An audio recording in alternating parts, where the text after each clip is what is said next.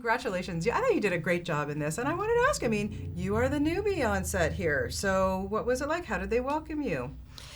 They were very welcoming. Apart from when they pushed me over and all stood on me. No, I'm joking. They were incredibly welcoming. I pushed myself over. The first day I ran on the Enterprise, they keep the floors very clean. Okay. And I had a little wedge built into my boot.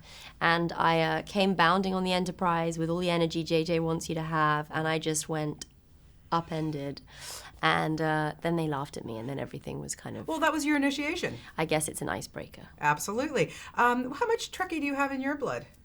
I'm 5% Trekkie, 75% water. Okay. And you still have 20% left here. Yeah, I know. What are we going to do with that 20%? Let's make me 5% blonde. Well, okay. And 5'6". There you go. You've been because was your grandfather a fan of it? He was. Yeah, I guess that gave me 10% Trekkie. Okay. He was a fan of it. He liked Shatner. I grew to really like Shatner, actually, and now I love Shatner. And he's Canadian, my friend. He is. Mm-hmm. We love our William Shatner. Yeah. So yeah, it's good. I like it. Yeah. Was it important for you to go back and watch Wrath of Khan, or Definitely. Just to get Carol's? I watched the '82 movie, which Bibi Best plays Carol Marcus. I loved her performance.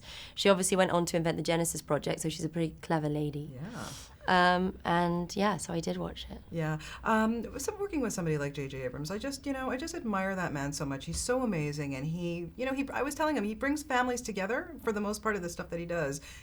People can gather with their families and watch it, but what is it about him that he can just keep such control and make a movie like this? It's exactly what you're saying. He brings families together everywhere. He has a strong family of his own. He has amazing kids, amazing wife. He then goes onto set and makes us a family. He makes us a family by starting every day with a big loud joke that he will boom out.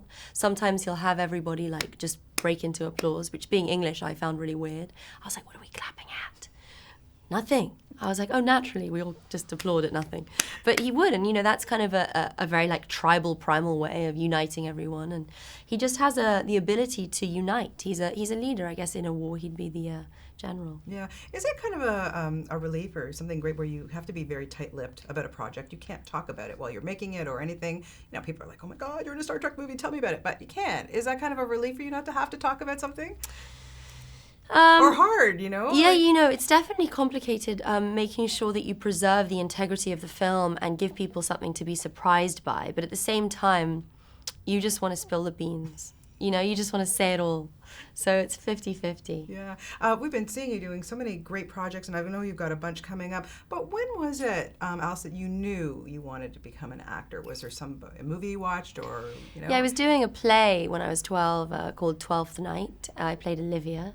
And I was in the middle of my, speech, and I forgot where I was. And I finished it, and, I came back and realized where I was. And then I thought that if it has the powers of transportation, if you can beam you out of your moment and back again, then it's probably a good drug to get addicted to.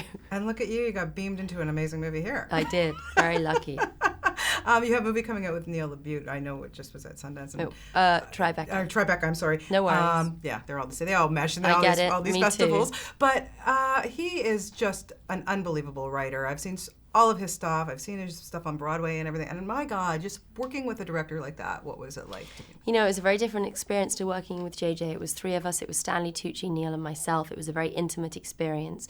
Neil, it's a very dialogue-heavy script, and this is a very action-heavy script. And working with Neil was an intense and wonderful time, actually. He's a great mind, and the characters he develops are intricate and multi-layered. So Some Velvet Morning is a movie I'm very proud of, and Stanley Tucci and I had a great time making it. What a great guy to work opposite, Yeah, too. great. Wow. What do you learn from these, kind of veteran actors that you've been able to work with? Loads of things. I then went on to do a movie called Cold Comes the Night with Bryan Cranston. Both of those men are such dignified gentlemen. And Stanley is very funny. I don't know, I didn't realize how funny he was until I worked with him. And Bryan is very serious, detailed approach to his work. So I learned lightness of touch from Stanley. Every time we were at the end of the day, you're killing me, he wants to get out. He just starts saying, you're killing me. And Brian's a detail-focused guy, which is why he was able to play a chemistry teacher on Breaking Bad. He's phenomenal. Well, you Yeah. did a great job, and I will be sure to say hi to Jay Baruchel for you. Oh, do. When we get back to Canada. Please do. Yeah, he's a doll. He's a you're doll. great, and you're fabulous in this. Send him my love. I will love for Jay. sure. Thank Love you. talking.